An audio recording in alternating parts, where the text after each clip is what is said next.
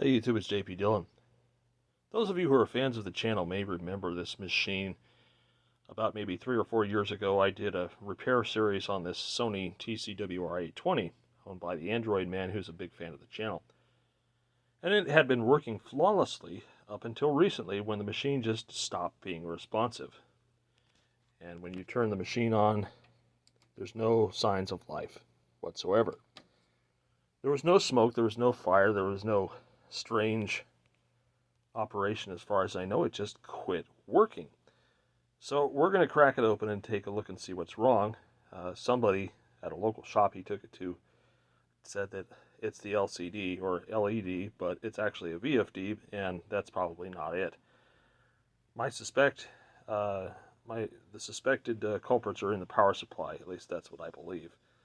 But anyway, we're going to take it apart and we're going to figure out what has failed and what needs to be resolved in order to fix it. So let's get it open. Now, just opening this thing, I can instantly smell what smells like capacitor piss. So that's definitely a concern. These have been replaced already, these power supply caps down here. And as I recall, there was a lot of board repair that was done underneath too. So let's get our meter and let's see if we can find any signs of life with this, because it could be a power supply defect, it could be a transformer defect. So what I'm going to do, we're going to plug this in, turn it on. Yep, no signs of life whatsoever. No motors, no nothing. Just come over here to the main regulator. Yep, minus 13 volts there. Minus 7.6 there. That's about normal for that. Minus 12 there. So that is regulating. And I should be able to come over here to the driver. 2.5 volts there. That's actually running. And then we have another regulator over here. That's for your fluorescent display. That's minus 40 volts there. That's about normal. And so that would lead me to believe that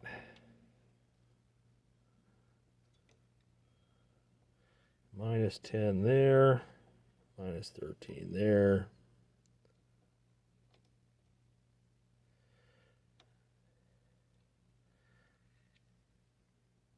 You got minus 13 and plus 13.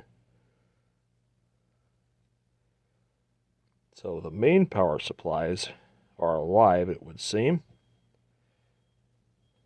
which would suggest that our AC side is happy. And it definitely appears to be. So then there's usually a 5 volt supply that runs the logic and stuff.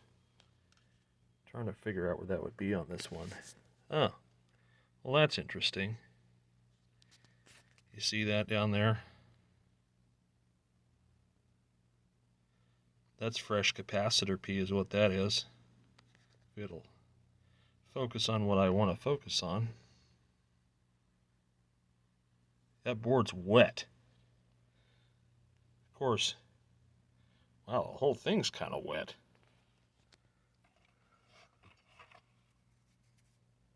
Huh. That's interesting. I can definitely smell a capacitor P. But there is a lot of moisture here, which is kind of weird because the box was not damp. And it arrived not damp, so it's been stored not damp. So that's kind of weird. Anyway, back to finding the 5 volt supply. Let's take a look at the schematic diagram and see where we're supposed to feed that from. Okay, so it looks like we're supposed to have plus 11, plus 5, minus 28, plus 7. let's see, what else here? Plus and minus 8.5. A whole lot going on here. But the plus and minus 8.5, I think, drives the other devices here. So I know we have our AC voltage here, 13 volts. I think there's supposed to be 16 there. I only recall seeing 11, was it? We had 11, we had 13. And instead of the minus 28 volts, we had minus 39 volts, which might be a little much. So we do need to check this section over here to make sure that's regulating. And then we have the B voltage switch here, Q701, which is turns the power on and off. So we need to check here for voltages and make sure that that's happy.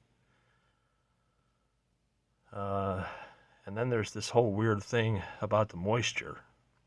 I'm going to dry the board off with a heat gun at a distance, of course, and just see if that does anything for us, because I find it weird that the machine is damp on the inside but not the outside. It's very strange. Alright, so I'm going to make a print of this and then we'll do some troubleshooting. So actually I had to print a different print because this is the A revision of the board rather than the non-suffix. So there were some additional transistors they placed here and a controller IC, which as I recall was still making correct voltages. So like if we go to pin 7, 14.7 volts, it's supposed to be 12.6. I'm not worried about that too much. And then like pin 5, let's see, pin 5 is supposed to be 2.5 volts. Is that with the set on or off? Let's turn the set on. Yeah, with the set on we have 2.48. Let's see, 8 should be 12.6. It's 13. And then let's see, 6 is supposed to be 2.5. It's 2.459.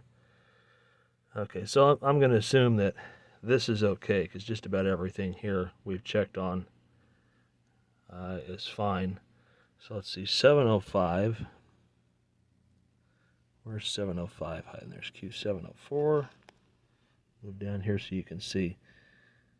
Let's see. Well, first off, let's go to the pre-driver stage, which is Q703.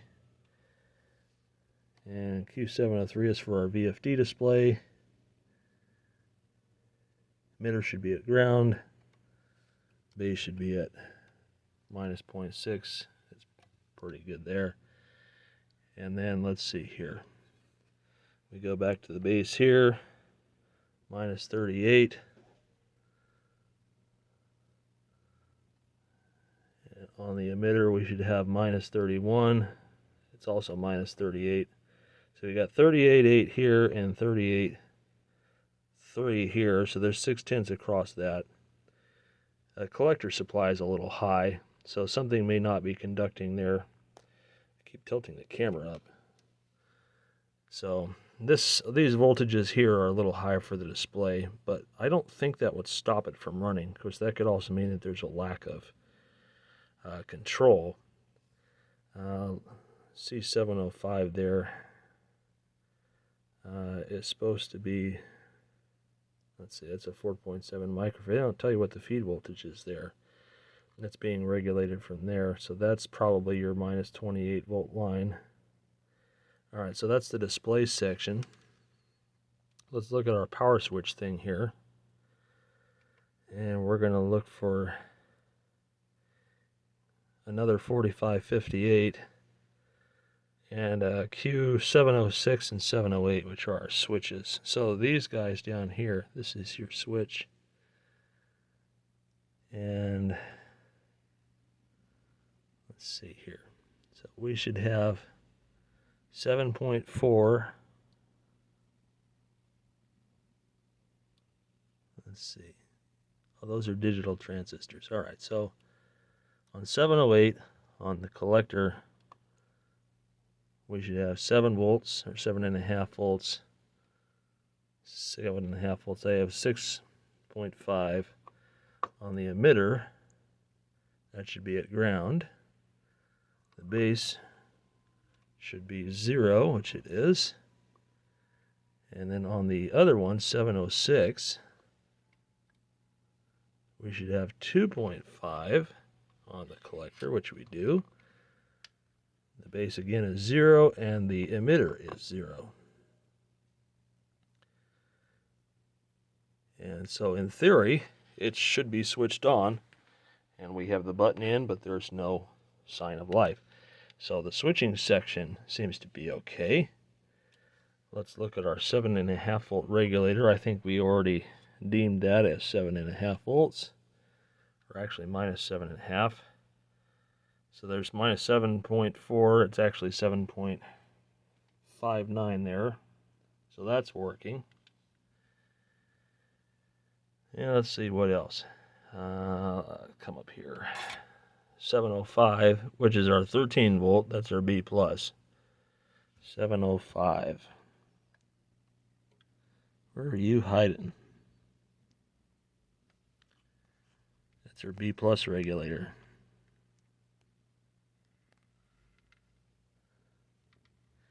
And they draw out the power supply, so it's not like you can't see it there. That's the motor drive IC, so that's probably not it. Having a hard time finding that, unless they stuck it off the board or something. 820 only. Alright, let me look around a little bit. Well, that's why, because it's on an inaccessible part of the back panel there. And I'd have to dismount the heat sinks. Well, actually, I don't, because it's ice cold right now. So let's see here. We should have something here on the emitter of about 13 volts.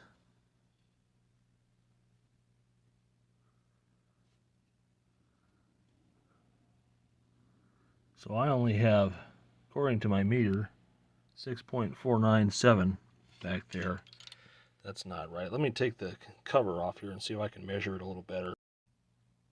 Okay, so those guys are Q701 and 702, I think it said. Yeah, 701 and 702.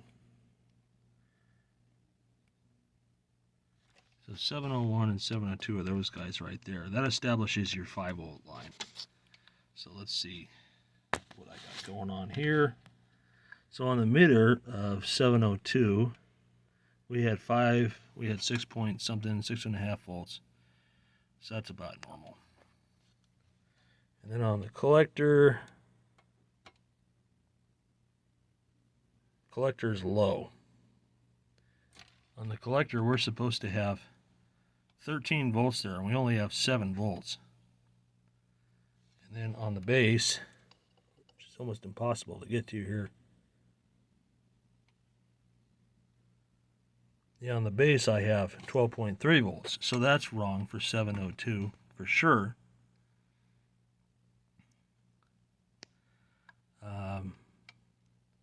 Wouldn't that mean that we would have 12 volts there on Q708? Which I don't think we did. Yeah, we have 6.5 volts there. So why do we have 12 volts on the base of Q702, which is that guy right there? Why do we have 12 volts on the base when those lines are supposed to be connected? Well, the answer is because they ain't connected anymore. Because I have 6.5 here, but I certainly don't have 6.5 here. And I don't have 13.2 on the collector. So that isn't right. I think it's time to pull this board up. That certainly is not right. So what let's do, I'm going to do a quick resistance test. We're going to turn our chirper on here, and I'm going to go from the base of Q702, which is supposed to be connected to the collector of 708. And it's hard to show it, but there is no continuity between those two anymore. So something on the board got eaten, and that may be supported by the capacitor piss smell, which is still leaking down here. So this board's got to come up, and we got to take a look at what's going on here. So as we can see, this board has been ravaged by peen capacitors at some point in its life. And another shop repaired it, and I may have done a repair or two myself, because this looks like my hookup wire. But obviously, given the trace damages there, that's certainly why we're not getting anything. And we can just take a look at Q708. There's the collector lead right there. And there's some nasty black shit there. That's, pardon my French, dead. And then we come over here, and this is, gotta turn the light off there, but that's clearly been eaten up pretty bad. And there was no continuity there anymore, so we're gonna have to do a lot more board repair work for this really to be right. So that's where we're at with this thing. I'm gonna start tracing lines out, and definitely that one capacitor that was here, it's wet. It's very wet. And you can see the trace there that's absolutely eaten away. It is not there anymore. So this guy up top here, these couple of capacitors here, they gotta go. United Chemicon. Still wet. So those couple gotta go. We gotta clean the board viciously, and we gotta redo all of these traces here. This is just, I knew it was bad, but I didn't know it was this bad. And last time I had it, it was working, so the capacitor leakage must be new.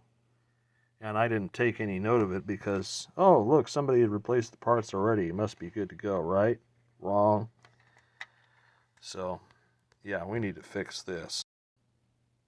Yep, there it is. It's still peeing. Nice and shiny. So we definitely got to clean that board up. And that guy's got to go too. The other ones, those are high and dry. I don't see any evidence of it peeing underneath there. But given the fact that they're the same brand, I'm really hesitant to leave them in there. I'm starting to see this brand on older Pioneers too. It's starting to pee everywhere.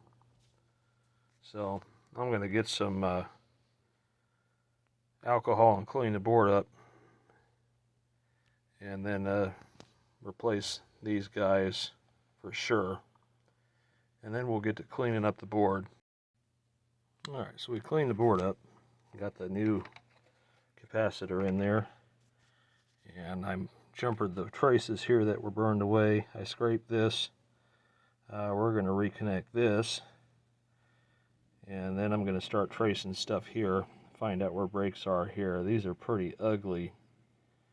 And then we'll definitely reconnect our voltage regulators here where the voltages were all wrong. And probably replace the remaining United Chemicon capacitors as a kind of a precaution. And then we'll power up and see where we're at. There's some more dead traces I cleaned up to this regulator here. Collector wasn't quite making contact with ground, so that definitely would have disturbed the voltage regulation there. Now we're going to work on that dead trace there, which is open. Let's see. I got to ohm out a couple of these ground planes up here, and we definitely got to do something about this, which is open. And very likely we'll be able to check it out and apply some power to it. This power supply section is still starting to look a lot more shiny, isn't it? You can see there's a lot of traces that I cleaned up, and I just scraped the enamel away and lye solder down as the connection. A couple more up there, but so far restored the connection to the regulator there, so hopefully that will work correctly afterwards. Looking good. Okay, at first glance, here's the board with all the traces that were damaged, cleaned up. I ohmed all these guys out. They appear to be okay. I replaced the pissing capacitor. I'll replace the others if we can get this working. But right now I'm just concerned with it working. So let's slap it back in the set and hook the logic and stuff up and see if it will actually run. Alright, so we got our boards hooked up.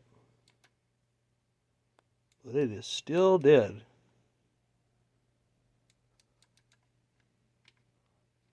No sign of life whatsoever still.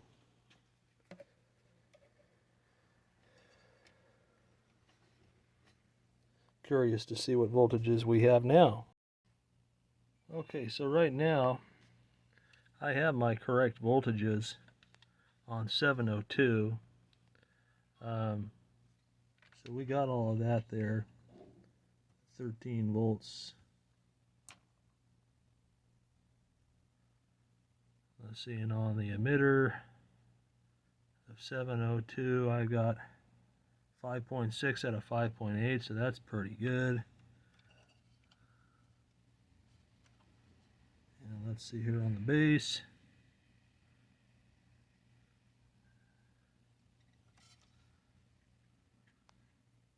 The base I've got 9 volts. And on the collector I got 7.5 volts, so something still isn't right here. It could be that this zener is not regulating D701, or we got an open 2.2K resistor. However, the collector of 701 there is 13.2 volts. So the fact that I've got 13.2 there, but not on the collector of 702, suggests that we have another break I haven't found yet. That is 702, right? Yep, 701 and 702. So according to that, the emitter, which I have the correct voltage on, is going into the base at 701. And 701's got 5.9 volts on the base, 5.3 volts on the emitter, 13 on the collector. But the 702 does not have the correct voltages on it. Particularly the collector voltage on Q702 is too low, and the base voltage is a little too high. So more fun ahead. So we got to pull the board up again and double check all of this mess here. Now that is just a regulator circuit there. The fact that I have 5.2 volts there should suggest that something is running. But the fact that I don't have 13 volts on the Q701 is... Now where does that go back? That's the B voltage supply for a lot. So we still got some work cut out for us. Alright, so where we're at so far. So we have appropriate voltages here. This is a little high at 12 volts. That could be because there's not enough supply here. So this, we're only at about maybe 5.5, 5.6 volts, something like that. So the fact that this point is low suggests that the supply for it is not there anymore. So we have this line, which joins with these steering diodes here, these rectifiers, and that main filter capacitor there. It's almost like a doubler circuit. Or of course that isn't joined together, but anyways. So this capacitor here, C712, could be open. Or we could have something else down the line that's pulling that 13 volts down, but the fact that we don't have 13.2 volts there on the collectors of Q701 and Q702 suggests that that's why we have our problem with no power. So we need to trace that out and find out what's going on there. Okay, so it looks like we hit a bad ground, because when I reattach the ground, I now have 12.4 volts there, where I'm supposed to have 13.2, so that's not bad. And then the little driver dude here, on the emitter I've got 5.8 like I'm supposed to. On the base I have 6.4 exactly, and 12 there. Okay, so this circuit is cool now. We've got our 5.5 volts there. Alright, so now we need to look at this guy here, which is this circuit here. Because right now I have 6 volts positive on this pin right here. This is Q704, and that's supposed to have a negative voltage on it. None of these pins here have negative voltage on them, so this circuit's not functional. So what we have to do is, let's come over to D703 and make sure that we have AC on the other side of it. Of course, it's hard to see where all that is down here. And then what was R751 that looked like something used to be there, now it's not. But it functioned before, of course, you know, ran when parked. Let's see here. So pin 11 should be the yellow pin. And do I have AC voltage here? Yep, sure do.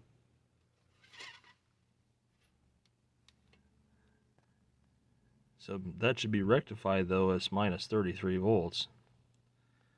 So if we come over here, let's look for that 18 volts again. 17.7.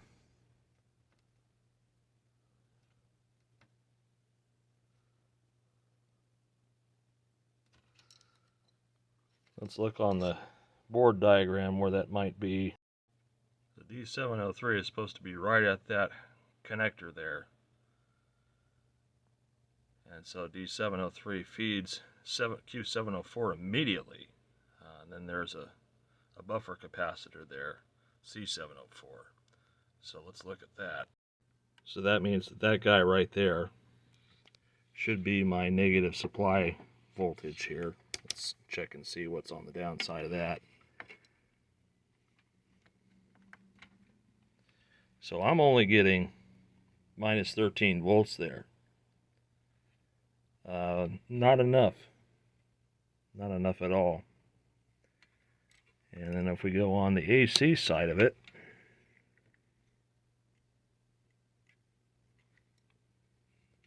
come on now.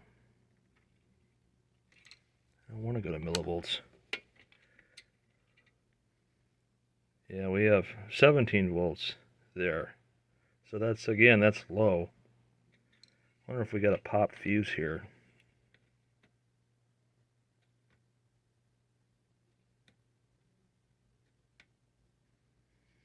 Yeah, something ain't right about that.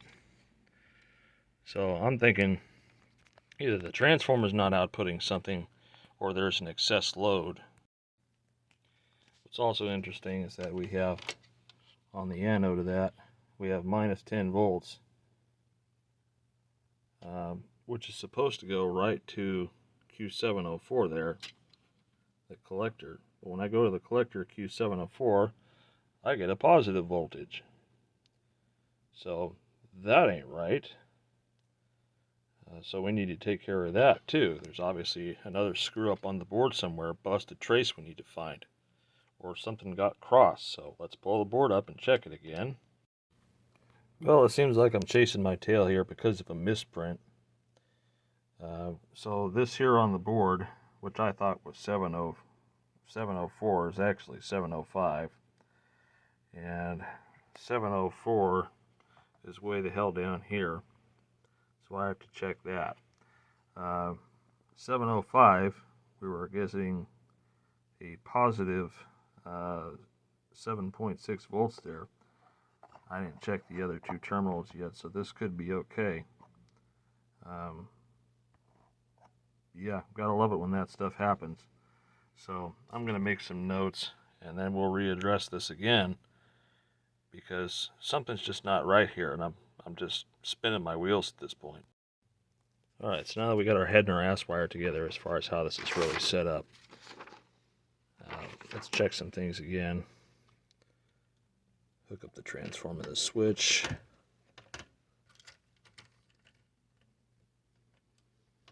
Got all the boards hooked up. Alright, so let's measure here. Minus 42 volts there, that's good. So our negative voltage is high, but I think I remember us noting that earlier. And then let's see here. On the base of 705, we got 12.6, it's spot on. 7.5 there. And on the emitter, we got 13.3, so that's good. We got our 5.6, and we already settled out that that was okay. All right, and the phone's going to ring, of course. So all of this stuff here, and then there's 707, which is going to be, let's see where that's hiding. 707's down there. And on the emitter, we got minus 13. And here we got 7.4. And there we got minus 13. So all the regulators are running. And they're running correctly. So, well, not quite correctly. Because we're supposed to have minus 31 volts on the emitter of the fluoroscan driver. We got minus 35, but that shouldn't piss it off too much. And then we got 32.5, and we got 35 on what's supposed to be 32.5. So a couple of volts high, but it's not, that shouldn't disable the whole machine. So I kind of wonder if this thing has Dane bramage. Really? I kind of wonder if this thing has Dane bramage. Perhaps from the capacitors pissing and voltages leaking into parts of the machine that weren't supposed to be there. But we kind of need to probe around a little bit more and see if there's parts of the machine that are not alive because of interrupted voltage paths or whatnot. Maybe look at some more test points. Because right now, it's just dead. Okay, so I got everything hooked back up. And we do have some signs of life now. So when I turn the machine on, I don't know if you can hear it, but the motors run briefly. So it's doing a power on self-test, which is really good. So let's see if it'll actually play a cassette.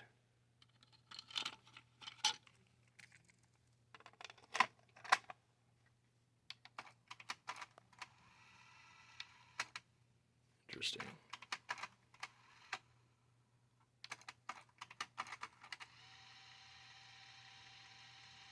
Transport's running.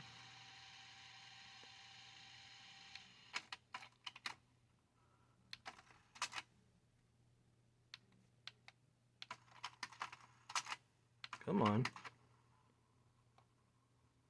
Being finicky. Doing weird stuff. But it's running the tape. Ooh. Look at that there. That came loose.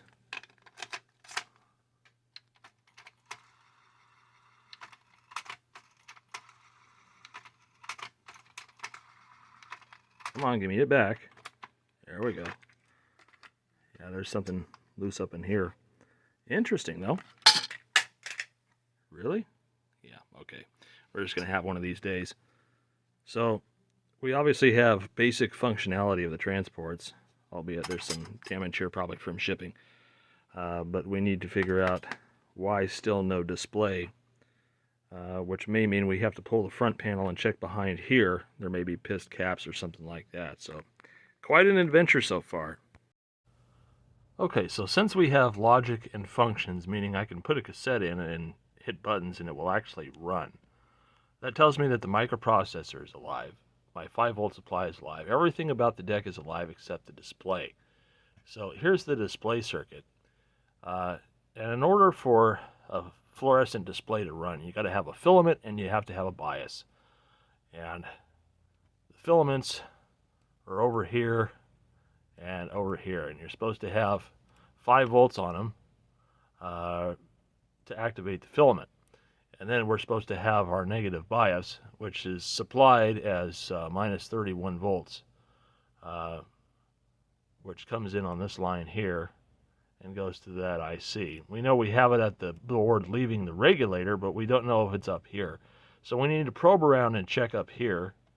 And we also need to come over to the connector here, this guy, and see if we have pin 10 and pin 11, which is our filament line, and then our pin 9, which is our bias line, the minus 30 volt or whatnot.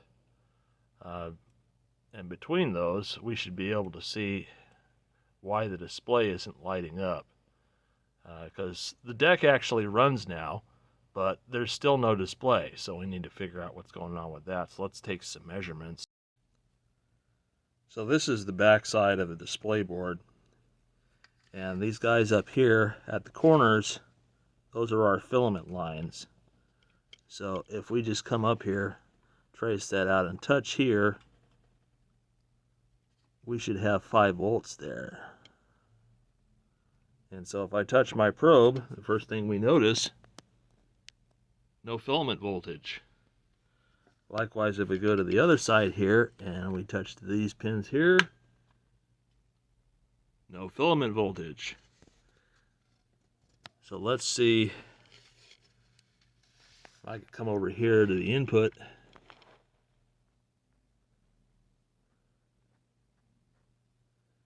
We have the 5-volt digital.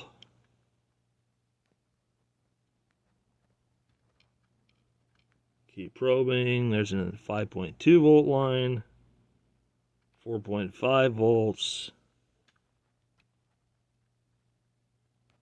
Again with the 4.5 volts. And the machine's currently powered on right now. And I should be seeing our bias supply at some point.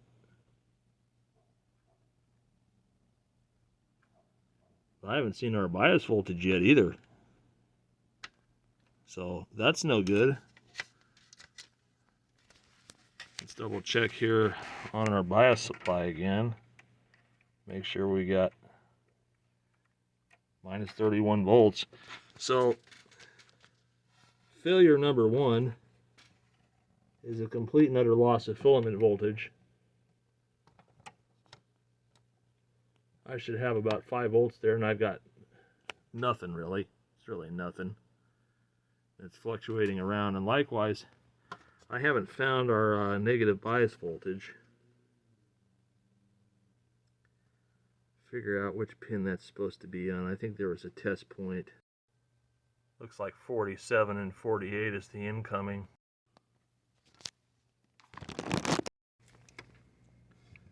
So if I take a measurement, come down to pin 48 or 47, I think it was.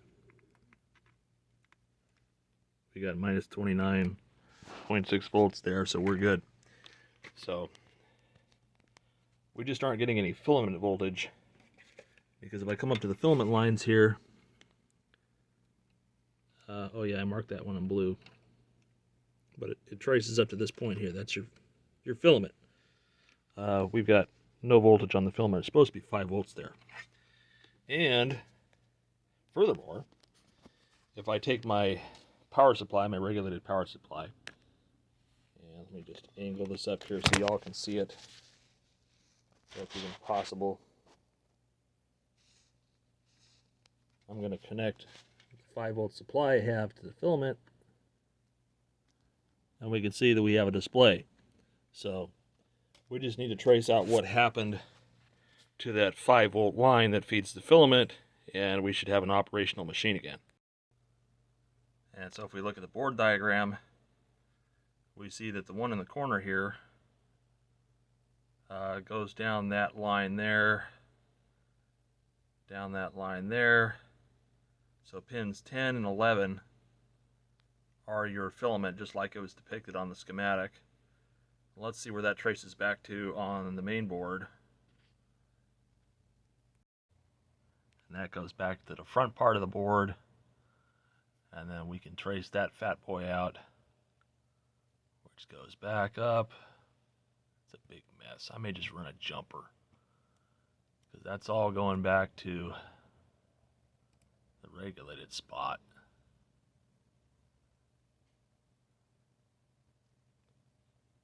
Where does it steal that 5 volts from? Yeah, they just depicted as, pins 7 and 8 on the CN802 connector. So I need to pull the board up again and see where that power is disappearing from, because it obviously is disappearing. Although it could be a bad ribbon cable too. I need to check the voltage at the actual pins of the ribbon and see if the ribbon's bad. That would be nice, but I don't think I'm going to get that lucky. Yeah, so apparently at the connector it's bobbling all around, so not a bad ribbon cable. It's something on the board itself. So we got to trace that back again. Alright, so you can see I can circle the responsible pin. So we need to trace this guy back and figure out where he's gone to. And there's all this stuff that traverses the outside of the board here. So maybe a little bright light looking for a crack, because I don't think that there's... I mean, it might have been part of the spill, but I don't think there is any spill damage here. There might be a crack, though. Let's see. It's hard to trace these out. They go along here, and they all go up to the top. Yeah, they all go up to this power supply section again, so I'm just going to start ohming stuff out. I'm going to try to capture everything in frame here. And we'll just put it on a tonal trace.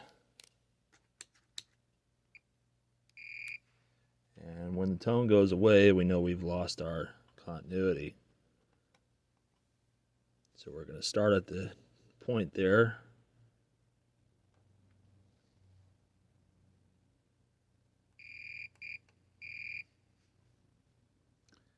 Trace it out.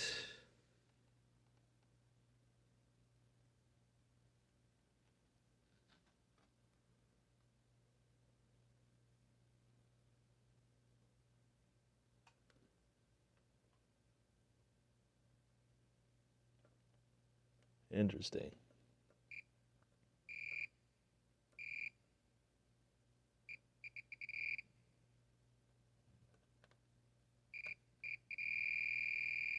Okay, it's getting to that point.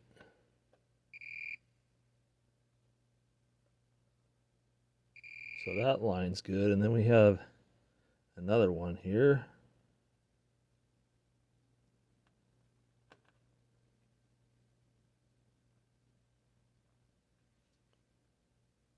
Let's trace this one out.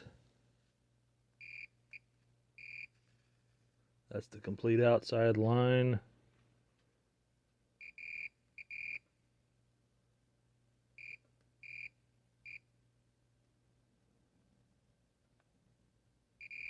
So we have continuity there.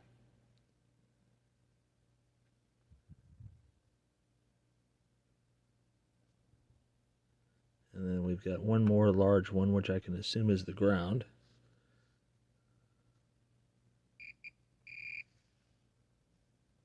That's the third from the right.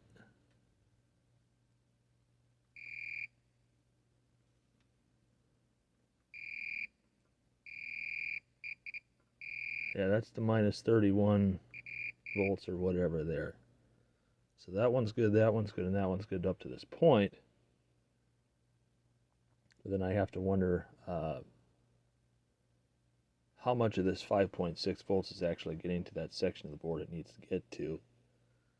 So I need to re-look at that, because the connections from the connector up to their termination points are good, but that doesn't mean that the termination point is getting the proper voltage either. Of course, I could be reading through a transformer there. And then we've got this copper line here, which is kind of buggered looking, but it's still there. Let's retrace this one just really quick. It's the middle line. And that comes up to this point here, which looks like nowhere. Find that interesting. Like it was supposed to connect to somewhere. I don't know if you can see that, but it comes up to a point here and then it just stops. And you would think that either one of these adjacents would be good.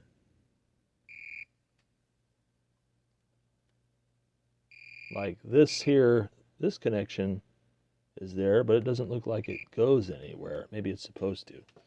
Let's get the camera up on that. Like that's the line termination. It ends here, and then ends there at the blue circled one that I have. Looks like it makes a U-turn. I see there. It makes a U-turn up onto that pin, which is why I was getting continuity there. So it looks ugly, but it's there. Question is, how well is it there?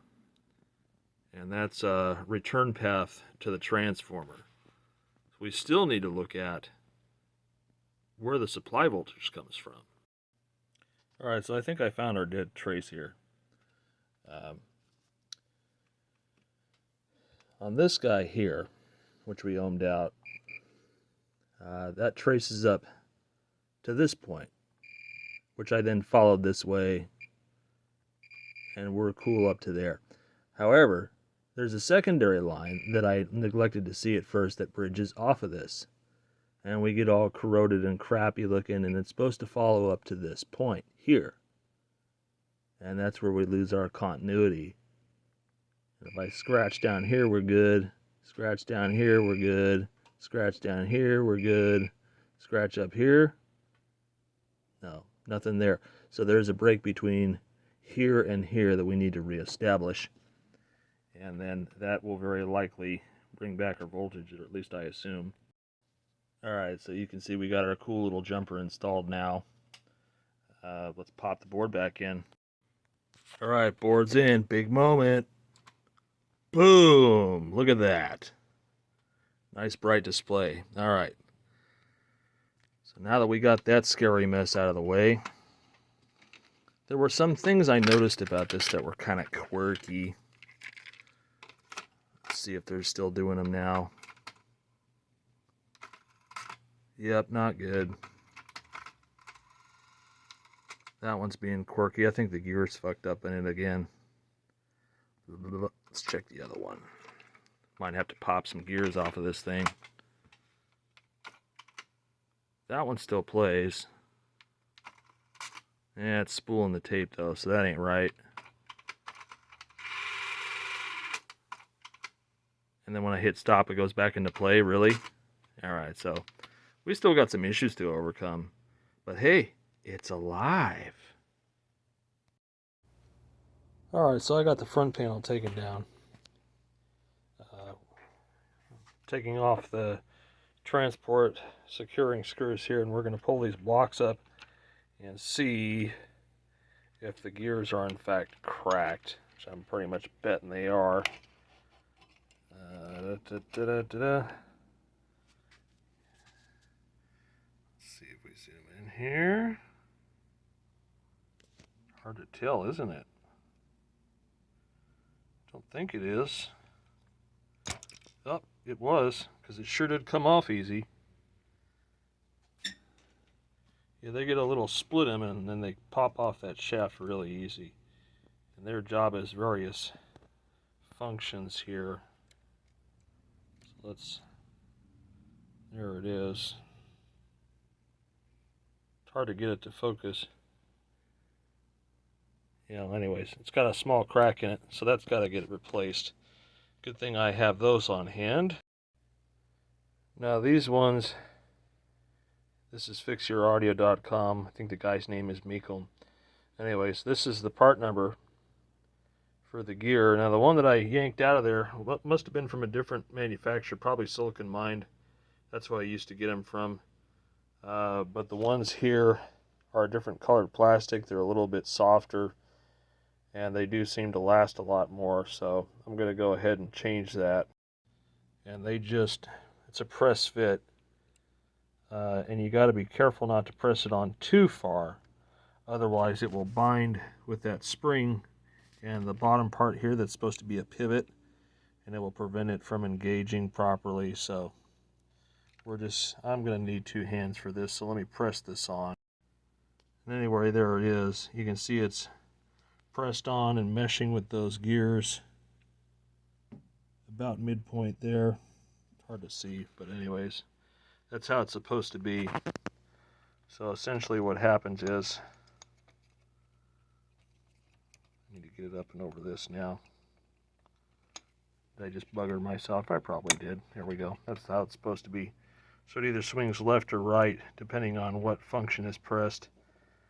And this is normally the engagement, and then this is the disengagement. And that interfaces with that guy there. So when they get loose or they crack, you get all sorts of strange things happening, but predominantly, when you hit stop, it makes an extra ka-chunk and it unspools the tape. So we've got that one done. Let me just get the belt rerouted, and then we'll reinstall this one. And there's the belt routing there if you're curious. You can see they have hooks where the motor pulley would be to aid you, and it just goes like that. It's your forward and reverse pulleys. And then there's the top one that goes on the two holding pegs there.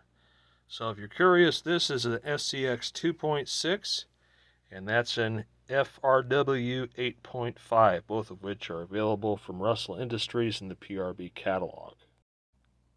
And so when you're ready, you can just take your belt and put it on the pulley like that once it's on there. Same with the capstan belt here. Slip this upward until it grabs the pulley. Give it a quick rotation or two to make sure it catches there. And that's one deck down. Alright, so here's the other one all apart. Let's see if this one's easy to get the gear. Oh yeah, that was like effortless. Ooh. Yep, that does not work. Alright, let's set that aside.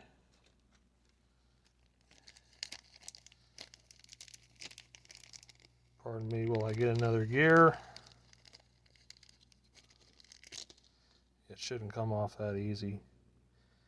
And we'll stick our new gear on here. And again, I'm going to need two hands. And there it is, all happy. I make it so that the top of the gear is flush with the little pulley thingamajiggas there. And just make sure that the rotation's correct. And it's supposed to default to the outside position when you go to reinstall it, otherwise you'll smash it up against this and probably break it. Okay, so again, we got our belts reinstalled. Let's snap them back together. Now you'd think we're done here, but we still have to line up everything, because although the front panel is easy to reattach the disk drive, or tape drives rather, are not, so we have to line up some holes on the bottom. I don't know if you can see it, but down in there, that's one of the holes that we got to line up there, and you can see it's a little bit off. And so we need to get the front panel partially attached first, and then stick something in there to manipulate that to get those two to line up so we can get a screw in there. Alright, I got one tape drive back in. Alright, I got the second deck in and the feedback on. Woohoo. Alright, so here we are. Rest of the cap's in. Transport's hopefully working. That's good. Fast wind. Yep. Rewind.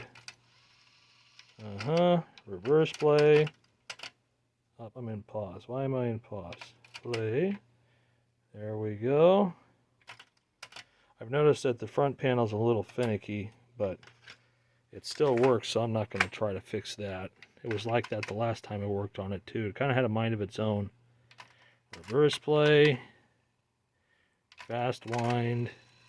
Up, dropped the ball on that one. Hopefully that was just a cam reset.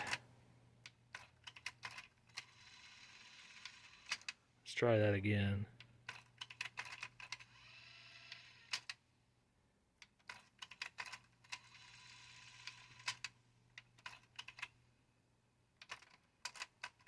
Alright, that's looking good.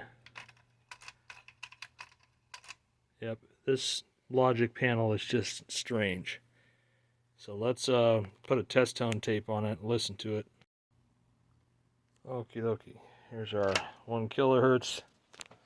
And just make sure that the amplifier is selected and turned up a little bit.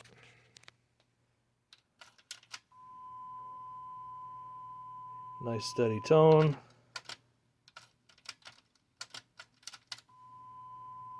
Yep. Alright, let's check this deck.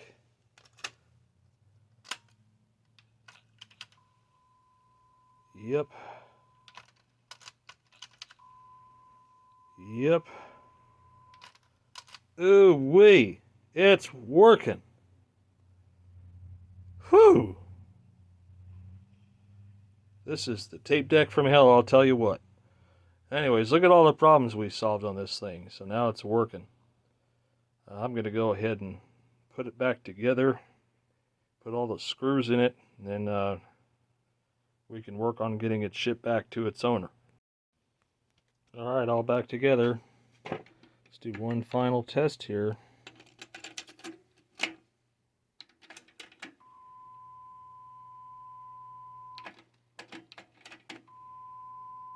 Alright.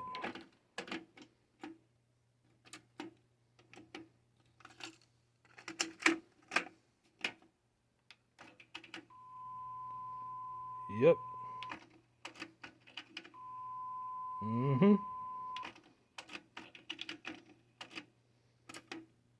Alright, she's running.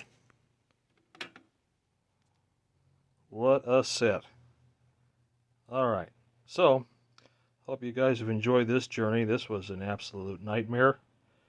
And I hope the Android man's watching so he can see the trials and tribulations going into his deck yet again. This was a nightmare the first time I went through it. But it's working well again, so back in the box and on a truck to him it goes.